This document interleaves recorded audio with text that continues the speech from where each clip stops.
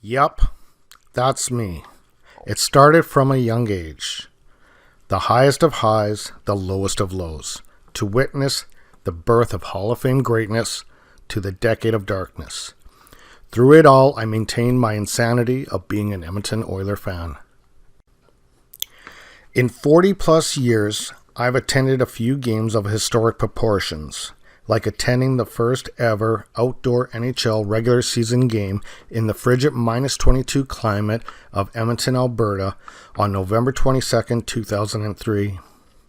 If I do recall correctly, I wore a pair of sweatpants, jeans, ski pants, 2 sweaters, a massive downfield jacket, balaclava, toque, and a pair of gloves.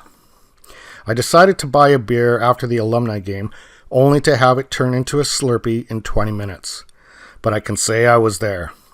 Since that game, there has been 22 outdoor NHL games from the Winter Classics, Heritage Classics, and Stadium Series.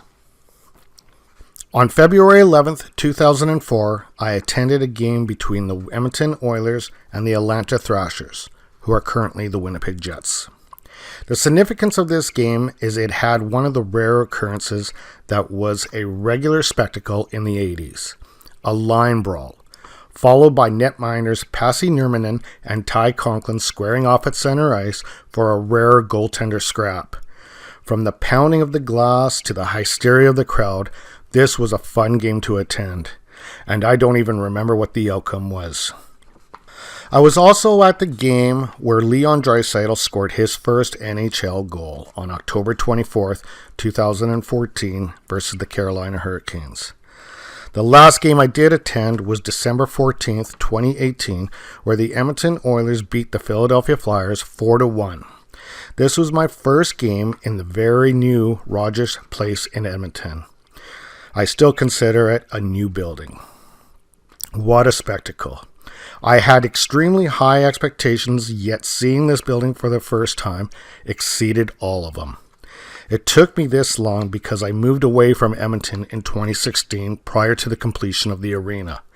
But while I was working in Edmonton as a welder and construction was underway at Rogers Place, I would tune into the live camera feeds from within the building with anticipation to see the progress that PCL had accomplished. I watched YouTube videos of the critical 800,000-pound center trestle lift being put into position. Yup, I'm a die-hard fan. In 1988, I worked for Edmonton Northlands as a popcorn and pop sales associate, a hawker. I would walk up and down the aisles of the old Northlands Coliseum, bellowing out popcorn, ice-cold Coke. This was a commission-paid job that paid peanuts. On a good night, I would make 15, maybe 18 bucks. I got to see the Edmonton Oilers play, however, and that was good enough for me. On May 26, 1988, the Edmonton Oilers were playing the Boston Bruins in Game 4 of the Stanley Cup Finals. The Oilers would not be denied. I decided to watch the last 3 minutes of the game from the concourse level while holding my tray of pop. The clock ticked down. The Oilers won their 4th Stanley Cup. I witnessed them raising the cup, and then I went to cash out and head home. While I was waiting at the bus stop, the fans were chanting, the horns were blaring, but I was exhausted. And all I thought to myself was, yeah, we won another cup. Big deal. Still till this day, I regret having that thought process. We would win another in 1990 and go on to Game 7 in 2006. And then enter the decade of darkness. In closing, on June 5th, 2017, the NHL conducted a vote. 3.6 million people voted the 1984-85 Edmonton Oilers as the greatest NHL team of all time.